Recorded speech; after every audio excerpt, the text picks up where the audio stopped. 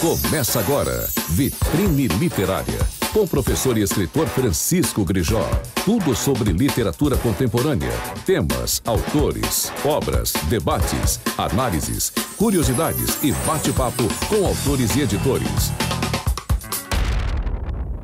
Olá, pessoal. Mais uma edição do Vitrine Literária com Francisco Grijó, o podcast literário. Falamos sobre literatura aqui nas plataformas da Rede Vitória, YouTube e Spotify.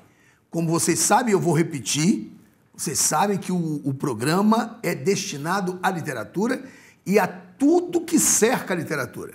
Do poeta ao professor, do bibliotecário até o leitor, passando pelo contista, pelo romancista, pelo cronista e assim por diante. Por falar em cronista, hoje eu vou entrevistar uma figura que não é especificamente da literatura, mas se tornou da literatura. Embora tenha um tio muito famoso, provavelmente o maior cronista brasileiro, que é Rubem Braga. Então, esse meu convidado é da família Braga. E com um dado interessantíssimo, que vai me obrigar a falar uma coisa para vocês. Muitas pessoas vão para a literatura por motivos variados, né? Ou porque descobriram esse talento, ou por causa de uma ex-namorada, por causa do ex-marido, por causa do namorado, por causa daquele que a pessoa não namorou, enfim. Mas eu tenho aqui do meu lado, o meu convidado, ele foi para a literatura, embora ele tenha um talento nato para isso, ele foi para a literatura pela dor. Mas que dor é essa? Então, antes de mostrar o convidado, eu vou mostrar o livro dele, que está aqui na minha mão. Quem está nos vendo consegue ver a capa e o título. Quem não está nos vendo, o título é Crônica do Meu Primeiro Infarto. Esse cronista dos bons se chama Álvaro Abreu, que está aqui do meu lado. Álvaro, que bom que você está aqui, cara. Foi uma dificuldade, né, cara? A gente conseguiu uma agenda dos dois.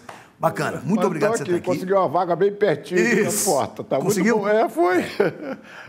Álvaro, eu agradeço muito esse convite. Não, você é presença obrigatória. Álvaro, antes de falarmos sobre as colheres de pau, vamos falar esse é um assunto seríssimo. Sobre o livro. Tá bom. Porque o Crônica do Meu Primeiro Infarto, quando ele saiu, eu vi que ele é dividido em capítulos, mas são crônicas mesmo. É uma crônica, é o dia a dia. Mas como é que foi essa coisa do infarto e por que o infarto levou você à literatura? Na verdade, eu fumava 3 maços de cigarro por dia, quer dizer, bons motivos, né? Entre outros, né? Para ter um infarto. Você, inclusive, narra isso. A sua caminhada na Ilha do Boi, você sentiu, né? Essa coisa me pegou bem de surpresa, né? Papai tinha morrido aos 46, e eu estava exatamente com 46. Daqui deu assim. Papai tinha 5 filhos, eu também. Falei, não dá para morrer, tem que ficar aqui, tem que encarar esse negócio de uma maneira positiva, né?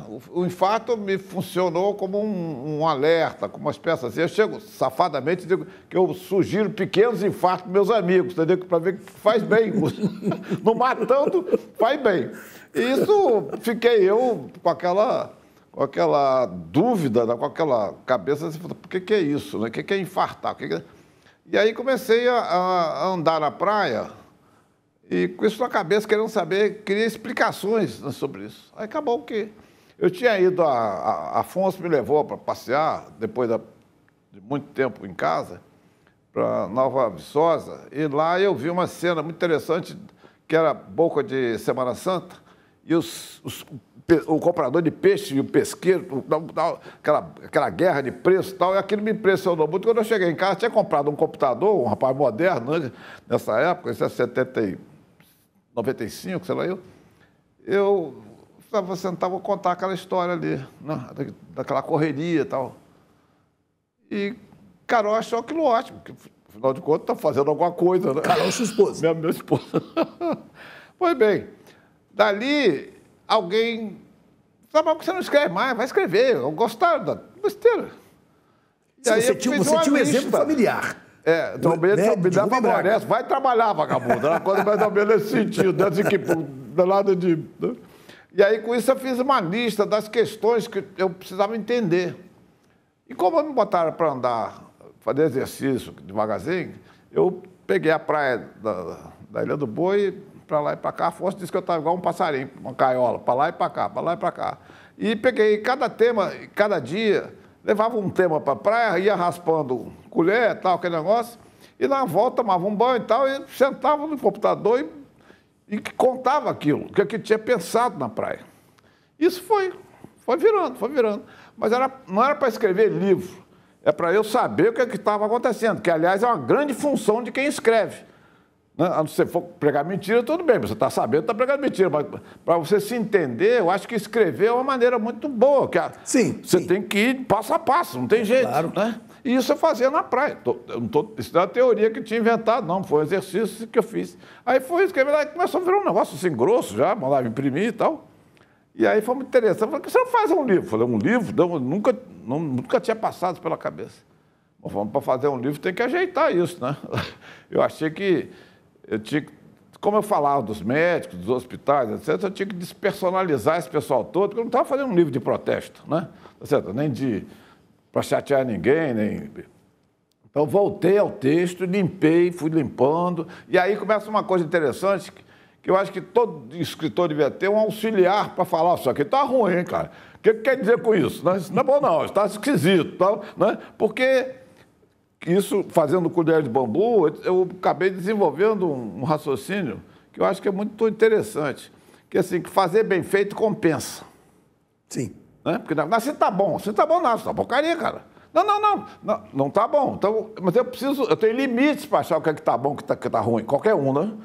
Aí você precisa da ajuda de terceiros, não é para corrigir o português, não, é para saber se aquilo está legível, se está agradável, se dá para entender o que você está querendo falar.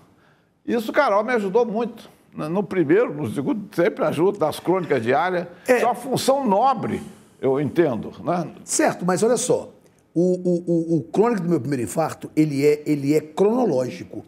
Sim, certo? Sim, Você usou personagens reais.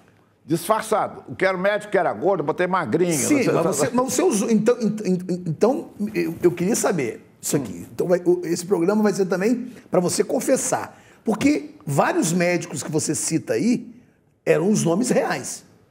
Certo? Não? Eu estou falando para você, eu tive que disfarçá-los todos. Certo, você não disfarçou seus filhos, você não disfarçou sua mulher, lógico, né? As personagens... Nos comparsas estavam tudo ali e tal. Mas eu devia favores aos médicos, porque eles estavam trabalhando com a tecnologia no limite. Não tinha o tal do stent. Afonso colocou 7. Eu não coloquei nenhum, não tinha. Na verdade, eles tiveram que fazer uma coisa, e eu, como engenheiro mecânico também, dei força, porque era dado que entupiu, dado que colocaram aquele balãozinho, antigamente era um negócio de balãozinho. Você faz uma comparação sensacional com a pia. Isso, uma pia, né? Eu achei maravilhoso aquilo. Aquele negócio, tá? Mas só que da segunda vez que eu tive que voltar à mesa de novo, porque reobstruiu de noite. Aí com isso... Eu falei, então, eu tinha que socar para frente aquele negócio. Aí eles botaram aquilo para a ponta do coração, que era a solução que eles tinham, técnica única que eles tinham. E eu faria isso, entupia o pedaço da frente, um pedaço para baixo, entupiu e ficou entupido. E aí eu tenho um coração fraco, mas desentupido no restante, né?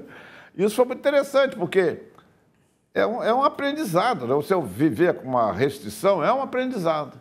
E eu acho que o ato de caminhar na praia, de trabalhar contra, foi um tremendo nadador. Nós fomos mais rápido que o Espírito Santo durante muitos anos. E eu descobri um método e uma verdade que eu acho que é boa, é que para eu ganhar dos outros, eu tenho que ganhar primeiro de mim mesmo da véspera. Todo dia eu tinha que ganhar de ontem, do homem de ontem, né? Para poder ir avançando, não tinha outro jeito. E eu usei isso durante a minha recuperação. Mas eu quero te fazer uma pergunta estilística. A minha tendência como professor e como escritor é ver a linguagem. Lógico. Né? Literatura, para mim, é linguagem. Literatura não é o que você conta, mas como você conta. E o que me surpreendeu é que no seu primeiro livro você fez literatura de qualidade. Suas crônicas, porque a crônica é um gênero textual difícil. Porque você fala sobre o dia a dia numa velocidade e são textos curtos. Você conseguiu isso. Vou esquecer a questão genética de Rubem Braga. Esquecer isso. Não, você também. As suas leituras, você tinha o costume de ler crônicas? Eu leio muito pouco.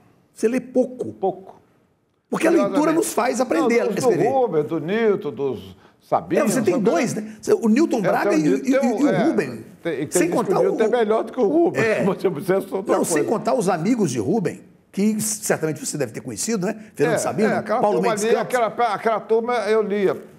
Você lia isso? Lia. Mas eu não li muito, isso que eu quero dizer. Eu não sou um leitor, né? Tá certo? Forte, assim, constante. Carol lê muito mais do que eu.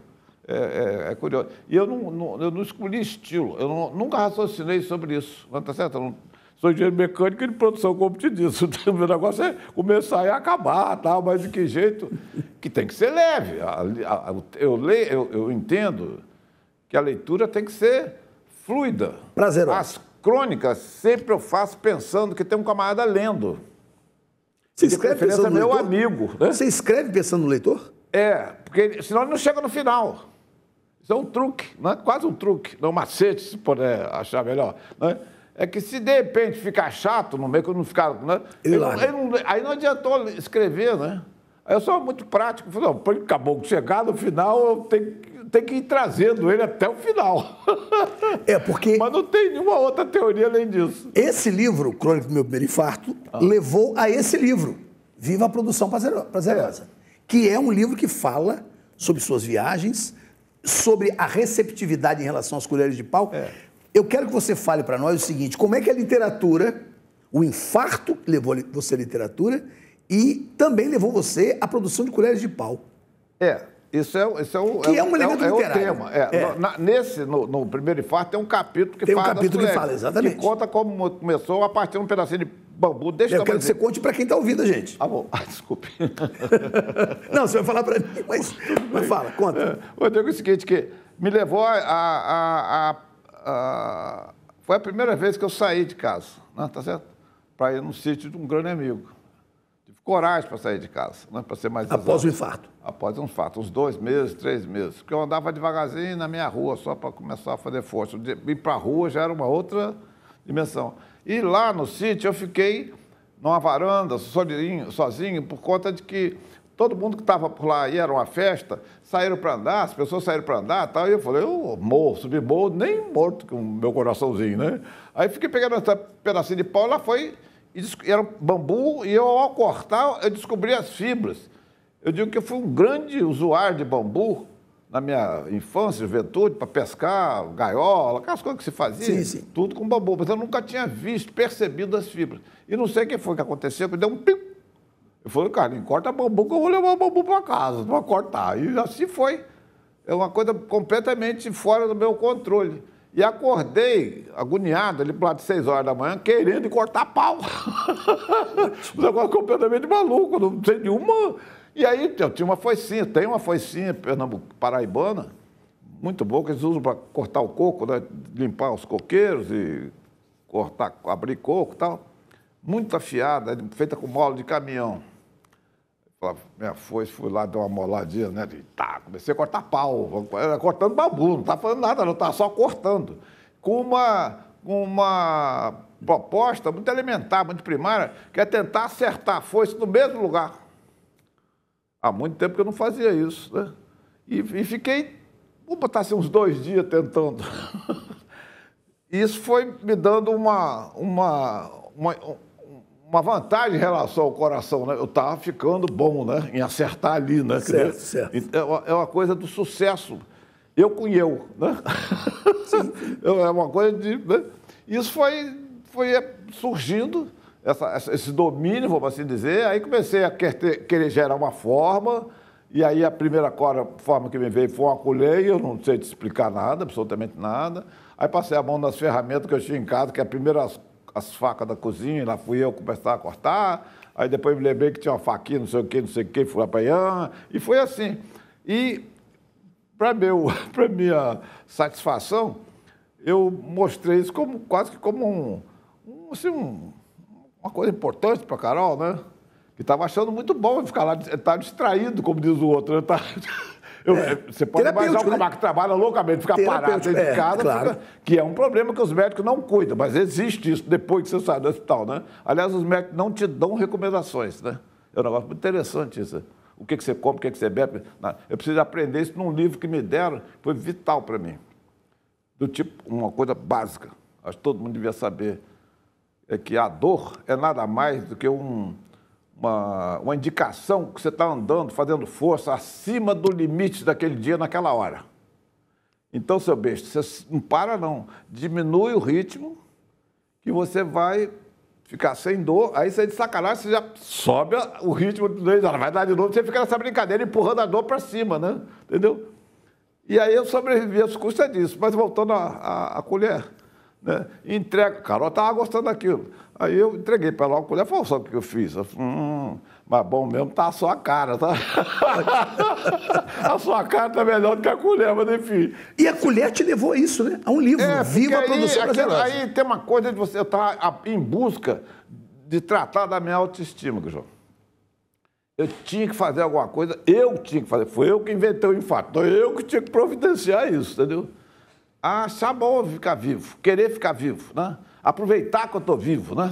Coisas muito elementares para um pai de família de 5, né? Filhos, né? Eu falei, eu tenho que ficar bom, como diz os outros.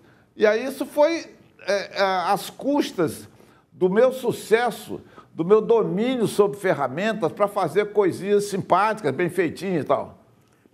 Você viajou para a Europa, você fez exposição. Aí já é outra história. Mas esse livro, Viva a Produção Prazerosa... Mas aí tem uma coisa por trás. Como é que a literatura... Porque esse texto, Álvaro, é literário. É tão literário quanto esse. Embora seja documental... Ele né? É registrador. Exato, mas ele tem o apelo literário, ele tem a linguagem literária. Ou seja, você é um escritor. Você pode não praticar isso aí com seriedade, mas você é um escritor. Esse Viva a Produção Prazerosa é uma grande viagem. Não só uma viagem no sentido real da palavra. A explicação que foi ver, só foi perceber isso, ter clareza disso depois que o livro ficou pronto. Que, na verdade, chegar ao concurso do livro devia ser dividido em duas partes. Esse, o Prazerosa? A primeira parte é, como é que é a minha casa, isso, a primeira parte colher, A segunda devia ser os desdobramentos de fazer bem feito. Volto para meu compromisso de fazer coisas bem feitas. Você fez uma exposição artística delas, né? Eu não considero que é um negócio artístico. Mas o que você pensa, quem viu, achou que era, né? Eu não trabalho com esse conceito. Eu trabalho com um conceito que todas as colheres que eu faço são bem feitas. Vai dizer o seguinte, por trás daquela boniteza, daquela lã, tem um método muito poderoso que é acho o defeito, tiro o defeito. Acho outro defeito, tiro o outro defeito. E vai tirando até não ter mais. Uma conversa que é bem feita, ela não tem defeitos. É sem defeitos. E aí eu tenho meus métodos de busca de defeito, que eu considero mais interessante do que tirar os defeitos. Atividade de localização do que está ruim, você vai concordar comigo isso na literatura também. Também, claro. Tira fora. Tira fora. Tira o que tá ruim. É quando você enxuga o texto. Se você não consegue, arranje quem, né? Sim, sim. E invente os seus métodos. Eu inventei alguns. Um deles é o seguinte, olhar de pontaria, você vê se está torto ou está reto, né? Eu não rego a compasso, motor, nada disso, né? Então eu fui inventando uma luz transversa, assim, você não percebe. Se é uma luz de topo, você não percebe o que está fundo e o que está raso. Transversa você faz, você consegue saber que está mais alto ou mais baixo. O dedão, assim, aqui está ruim, aqui está áspero. Carol usa o dedo loucamente, quando você faça, Carol, vê se está ruim. Ela passa, aqui está, sei o quê, localiza, ela é uma grande localizadora de defeito. E eu acho isso ótimo. Pois bem, não tendo defeito, cara... Sua mulher é uma grande localizadora de defeito. Uma grande colaboradora. Mas aí tem uma coisa interessante, que é o seguinte, na Alemanha, numa dessas que fui... Na medida que as pessoas se encantam com as colheres, cara... Eu fiquei encantado com o encanto deles. Eles estando na direção de um museu, na frente, né? Eles usam aquela capacidade para mostrar às outras pessoas que querem ver colher. E ele gostando de colher, ele fala, olha só. E aí tem um alemão que me contou um negócio muito bonitinho, colecionador, talvez a maior coleção do mundo, esse cara era proprietário. E ele me contou uma história que eu aceitei. Dizendo o seguinte, que a colher provavelmente é o primeiro objeto que o homem tem contato na vida, lá atrás. Com a casca, uma folha, um pedaço de pau para botar comida na boca. Que era só o peito da mãe e a mão da mãe para chegar a comida lá, né? Aí isso aí provoca, teoria dele lá, provoca um... E as pessoas ficam nervosas, tristes, já vi chorando diante de colheres. É muito curioso isso, mas com essa colher, porque faca, garfo eu nunca ouvi falar que alguém gosta de garfo. Faca tem uns que faz coleção, não sei o que, mas faca é um objeto perigoso, pontudo. Existe um autor brasileiro chamado Rubem Fonseca que escreveu um livro chamado A Grande Arte, cuja personagem, não central, mas uma personagem importante é uma faca. Você nunca pensou em fazer ficção? Em tornar-se um escritor, Álvaro? Álvaro, o talento você tem para cronista, mas você nunca pensou em criar ficção? Nunca pensou em se tornar escritor? Não. Na verdade, eu já escrevi outras coisas com esse mesmo método, aí não andando na praia, mas eu fui listando coisas interessantes da minha vida que valeriam a pena ser conhecidos, ou que me dão ali segurança de escrever um texto que as pessoas possam gostar, né? Essa prova de natação, que a última Gazeta agora, prova de natação do Banco do Brasil ao Saldanha, ela é maravilhosa. Você é cronista da Gazeta há muito tempo. Estou desde, acho que é 2004, acho. Eu comecei lá em 2011 e você já era cronista. Sim, já. Aí eu saí em 2016 e você continuou cronista. E pior é o seguinte, que adianta pouco. Mas e muito pouca gente lê jornal. Eu sei, eu concordo com você. Agora, a questão é, ficção, nunca. Eu acho que sei lá, eu acho que eu teria assuntos, até chegar na ficção por falta de assunto, se é que eu vou escrever mais, né? Mas eu acho que não. Continua produzindo? Você continua escrevendo? Eu continuo. Esqueça a crônica da Gazeta. Não, em casa, sozinho. Não. Eu estou precisando pensar pouco, né? Aí talvez não tenha necessidade de escrever tanto, né? E agora, o começo de escrever, isso eu não contei para você, mas eu vou contar porque é muito interessante. Conte. Eu fui nadar em Curitiba, frio desgraçado, em julho, e na saída encontrei com uma menina, gente aberta, aluna de São Paulo, e que eu estava com um cartaz na mão, nessa época se fazia paredes de cartazes, aí ela perguntou para que é isso, falou, eu expliquei e tal. Eu tenho uns lá em casa, isso aqui eu mando para você. E assim foi feito. Um dia vim sair da praia do canto, vi aos Correios da cidade, tinha isso, só tinha Correio do centro da cidade. Para receber eram uns cartazes que ela me mandou. Aí escrevi agradecendo e ficamos nesse negócio de troca de correspondência, que eu não me lembrava mais do rosto dela. E acho que foi uma sorte que eu dei na vida. Toda vez que eu tinha uma porreação, você estava na letera 22 e mandava para lá, sem a menor expectativa de receber resposta. E ela não me respondia também.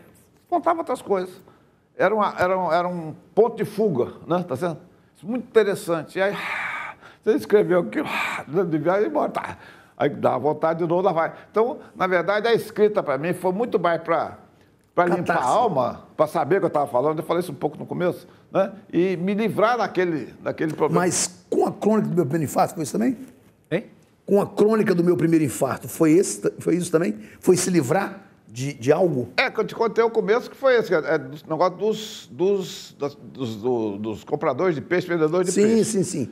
Ao sentar, e eu te falei, ganhei um livro de uma pessoa que ensinava, um cardiologista americano, que eu respeitei muito pelo que eu li sobre ele, que ele intuiu que o que entope pode desentupir, não é que vai desentupir, pode desentupir. E isso no terceiro ano da Faculdade de Medicina. A vida foi seguindo, ele foi tratando dessa bola, e aí ensina você a comer sem gordura. Quer dizer, se comer gordura, entope, se parar de comer, pode ser que desentupa. Se não faz exercício, não sei o quê, se fizer exercício, vai sim, né? E isso, a educadora sabe isso, né? Em vez de você ficar com medo de parar, que é uma restrição, você diminui. Aí, daqui a pouco você começa de novo. Né? É uma coisa de você ir tirando pequenas vantagens sobre as coisas que estão à sua disposição. Maravilha. Eu acho isso muito bom. Então, eu digo o seguinte, é uma prática de vida que eu tenho, né? De cuidar de que as coisas sejam bem feitas, sejam boas, sejam prazerosas. Né? E tem uma coisa, eu dou uma decisão importantíssima, que eu decidi não misturar colher com dinheiro, ou dinheiro com colher. Você não cobra, né? Fiz uma grande coisa, né? Tá certo? Uma grande coisa. Inclusive para publicar os livros também. Eu me entendo com dinheiro suficiente para comprar um carro novo, um carro, e para fazer um livro. Porque eu gosto muito da conta inteira, Guijão. Eu gasto, mas eu vou receber, né? Eu faço de graça, mas eu vou ganhar um abraço e um beijo, né? Você tem uma incompensação, né? Você está entendendo? Eu expando um pouco as variáveis dentro do que vai ser feito e reduzo fortemente o peso das decisões orientadas por dinheiros, não está certo? Certo. Olha só, se a pessoa quiser adquirir esse livro, como é que faz? Ou está esgotado? Rapaz, isso aí só tem agora lá na Amazon, na Americana. Então consegue, né? Crônica do Meu Primeiro Infarto pela Relume do Mará. Não, lá tem em português. Ótimo. Mas é muito caro, porque a impressão é muito cara. Eles podem imprimir. Esse aí também tem na Amazon. Esse aí na Amazon também? Fácil. Pessoal, a gente conversou aqui com Álvaro Abreu, um papo ótimo sobre colheres, sobre literatura, sobre infarto. Na semana que vem, a gente volta com outros convidados. Valeu, gente. Álvaro, muito obrigado, querido. Obrigado pela participação. Volte sempre. Grande abraço, pessoal. Até a próxima. Você ouviu Vitrine Literária, com o professor e escritor Francisco Grijó. Tudo sobre literatura contemporânea, temas, autores, obras, debates, análises, curiosidades e bate-papo com autores e editores.